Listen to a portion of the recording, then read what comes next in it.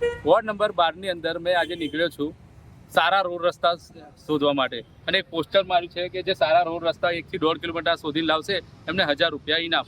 પણ મને વડોદરા મ્યુનિસિપાલિટી કોર્પોરેશનના વોર્ડ નંબર 12ના જે અધિકારીઓ છે આ રોડ રસ્તાને લગતા અને ગટરના લઈને આ જે પાણીની લાઈનોની ડિપાર્ટમેન્ટ, એમની પર વિશ્વાસ છે કે આ ઇનામ મારે કોઈને આપવાનું નહીં થાય. કેમ કે વોર્ડ નંબર 12 કોઈ રોડ બાકી નથી રાખ્યો કે ખોદ્યો નહીં હોય કે પેચવર્ક નહીં હોય. અમુક જગ્યાએ તો રોડ જ નથી, પેચવર્ક જ છે ખાલી. જે ગાય સર્કલ જતો રોડ છે ને, જે એટલા બધા પેચવર્ક આવે છે કે લોકોના કમરના મણકા હલી જાય, લોકોને બીમારીઓ ઘૂસી જાય. અમુક હોટલો આવી છે મોટી મોટી, જ્યાં ઇન્ડિયાની ટીમો આવી છે, નેશનલ લેવલની ટીમો આવીને રમે છે, એ આ વડોદરાના શહેરને નામની પથારી ફેરવાઈ જાય છે. તો બી એ ખાડા એમની હોટલોની બહાર એવા ને એવા હોય છે. વિચાર કરવા જેવી વાત છે કે ક્યારે સુધરશે આ તંત્ર.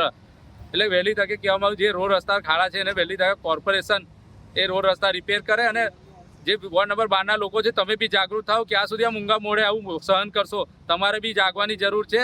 આવનારી ઇલેક્શનમાં તમે જવાબ આપો તો જ તમારો આ રોડ રસ્તા રિપેર થશે, નહીં તો તમારે આવા ખાડા ટેકરામાં જ પડી રહેવાનું છે.